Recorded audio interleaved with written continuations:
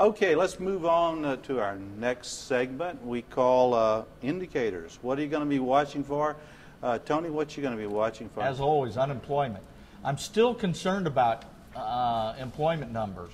You know, the last numbers that we saw was up 162,000, but 48,000 of those, again, were census hires. Yeah. And if you factor those out as temporary hires, it wasn't that robust. No, not given the length and the depth of this recession. Right. It's been so negative. It should be coming out stronger. The growth in unemployment numbers is slowing markedly, right, but it hasn't turned positive. No, and we're still seeing that number. Dana, any indicators that you look for in your industry in terms of, you're saying you're beating forecasts this year. So what else are you going to be looking for? I mentioned that I do foresee us having more hotel inventory downtown, so I'm looking at sales and marketing and the ever-growing technology means of sales and marketing. Boy, it's hard to keep up with that, and we're just trying to stay tuned in. You know, whatever we can use to get the message that Omaha, the Midwest, is a desirable place to visit. And how to reach the public is becoming more difficult. Because it's more competitive. I mean, it's a very competitive industry. Are these conventions pushing you for? Can you give us more? That $1, the $2 creation for every $1, they want part of that $2. Absolutely.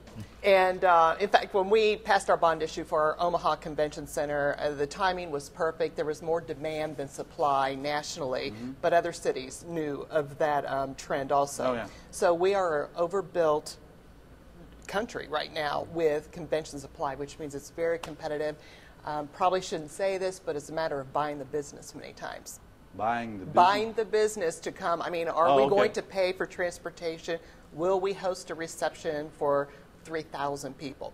What will the city provide financially to land that convention or event? It's competitive. And it doesn't hurt that we got 40,000 some odd Woodstock capitalists or whatever. I mean, dropping money. I mean, they're like, what's Warren eating? What kind of ice cream does he eat? You know, I mean, I think we all know that.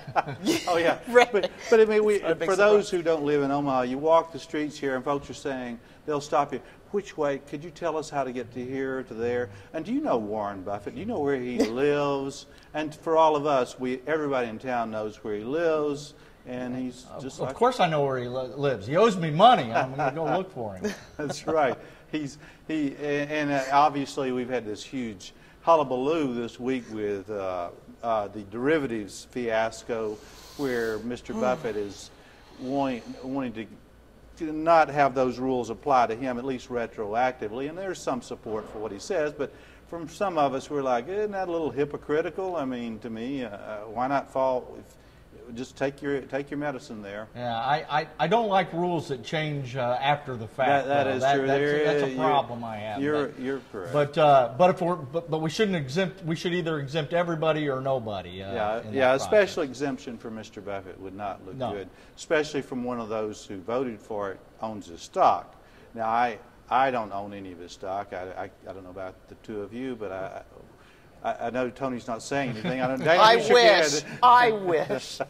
A lot of folks here have made a lot of money on that stock, and I certainly commend that. Those who got in early and stayed and done well.